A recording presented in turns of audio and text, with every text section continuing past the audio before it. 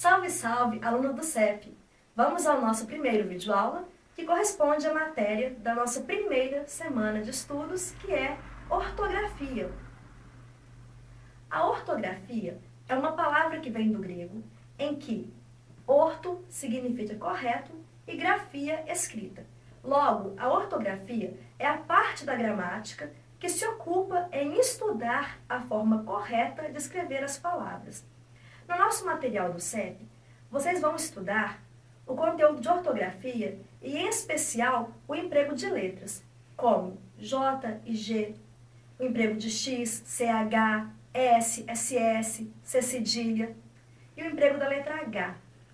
Esse emprego das letras vocês devem estudar e eu não vou falar deles no videoaula, porque depende muito mais a memorização do estudo de vocês, da leitura do material, de fazer exercício, do que de eu repetir quando emprego uma letra ou outra.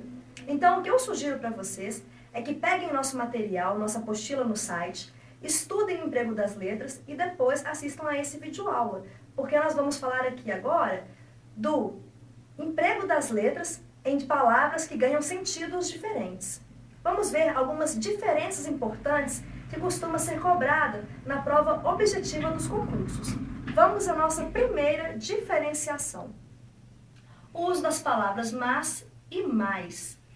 Essa pode parecer uma diferença um pouco boba, só que na verdade eu resolvi colocá-la no nosso vídeo porque muitos candidatos erram isso na escrita de redação.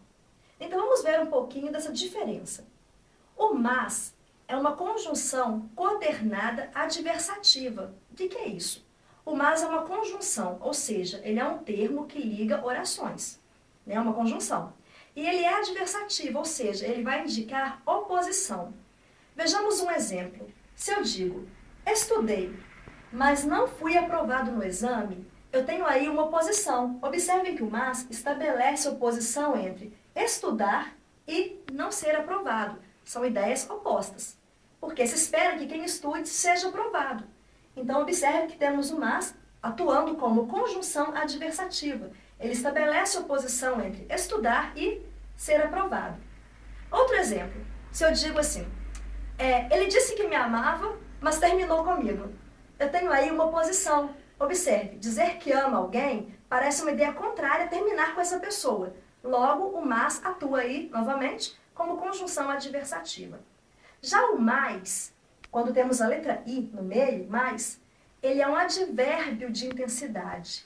Mais à frente no curso, nós falaremos das classes de palavras, eu explicarei o que é advérbio, conjunção, ok? Por instante, basta saber que o mais, ele vai atribuir ideia de intensidade a uma circunstância. Por exemplo, ela quer a casa mais cara do bairro. Ou seja, ela quer uma casa muito cara. Olha a ideia de intensidade sendo atribuída à frase.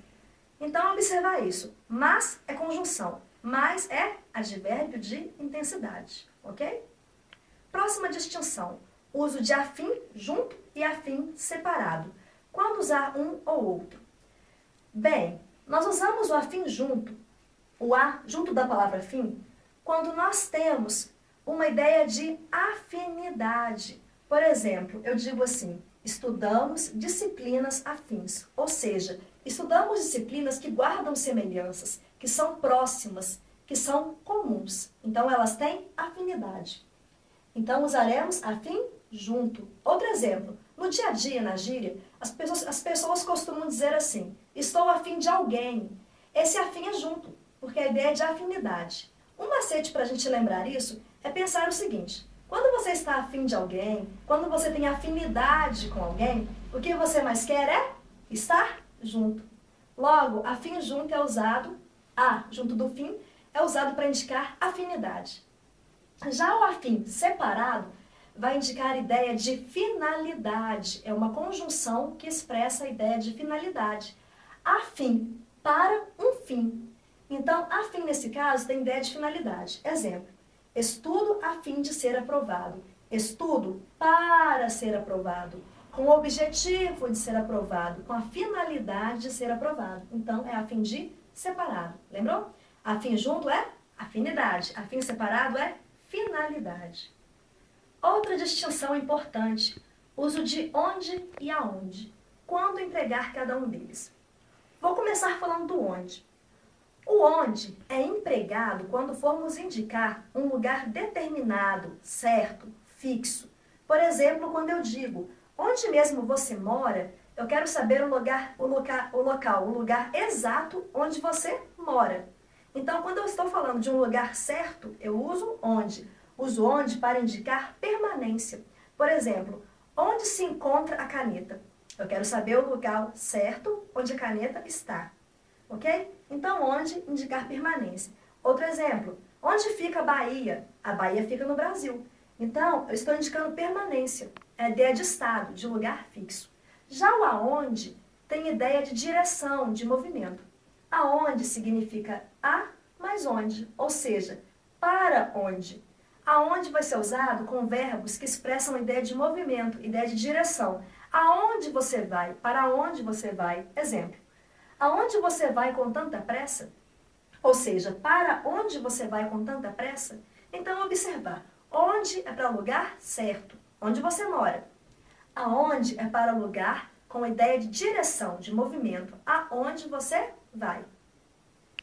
Próxima diferença importante, e essa aqui recomendo ter mais cuidado, porque ela parece pegadinha em prova. Qual a diferença entre ao encontro de e de encontro a?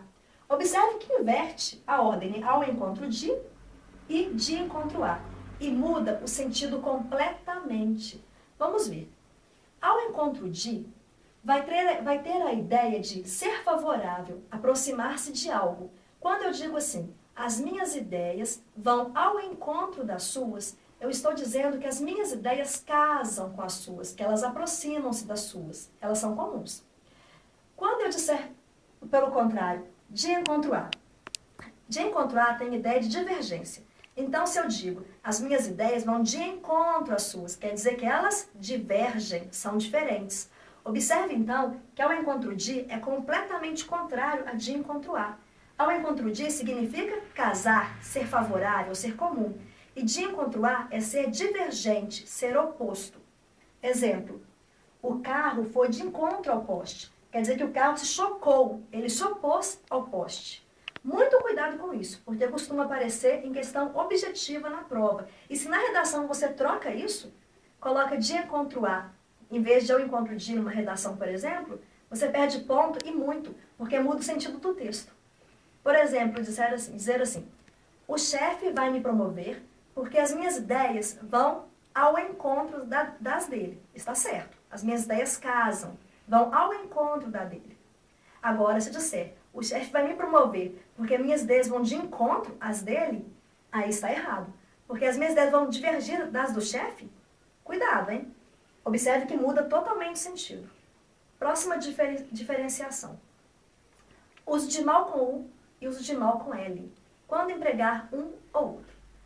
Vamos começar vendo o mal com U. O mal com U é um adjetivo, né? É uma palavra que vai caracterizar um ser, um objeto, alguma coisa. E ele é o contrário de bom. Então a dica é essa, mal com U é sempre contrário de bom. Exemplo, Pedro é um mau aluno.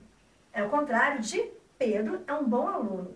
Então sempre que na prova eu puder substituir a palavra mal por bom, eu vou usar mal com U. Mal com U é o contrário de bom. Exemplo, também a gente tem a historinha, né, do lobo mau. É o lobo bom, o contrário. Então é mal com U. Mal com L. O mal com L tem alguns casos em que a gente usa, ele é mais usado. Eu vou falar um pouquinho deles, mas o importante mesmo é que você saiba que mal com L é o contrário de bem. Vejamos alguns casos. Mal com L pode ser substantivo relativo a alguma doença. Exemplo, quando eu digo, o mal do Brasil é a miséria. O mal, nesse caso, está sendo usado como substantivo, com a ideia de a doença do Brasil, né? Que seria o contrário de bem, o bem do Brasil. O mal com L também pode ser usado como advérbio, denotando, nesse caso, erradamente. Um exemplo é quando eu digo assim, ó, ela se comportou mal durante a palestra. Observe que essa palavra mal é um advérbio, que está dando a ideia de modo como ela se comportou. É um advérbio de modo, contrário a bem.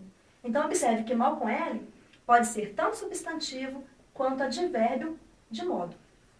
E o mal com L também pode ser uma conjunção indicando o tempo. É o caso, por exemplo, de uma frase como mal chegou, já saiu. Observe, ela acabou de chegar, mas saiu, né? Ideia de tempo. Então, nesse caso, também é mal com L. Em relação a isso, fica a nossa dica do CEP. O que a gente tem de saber quanto a mal com U e mal com L para não errar? É só observar. Mal com L é sempre contrário de bom. Mal com U, desculpa, é sempre contrário de bom. Mal com L, sempre contrário de bem. Dica para poder ajudar a guardar isso. Vamos observar a letra U. A letra U, ela tem um desenho próximo da letra O. A gente costuma dizer que o U é um O aberto. Observe que faltou só fechar aqui em cima, ó. Então, mal com U é contrário de bom com O. Observe que a letra L, ela parece com a letra E. A gente costuma dizer que a letra L é um E incompleto. Observe que faltou só colocar um pedaço da letra E aqui.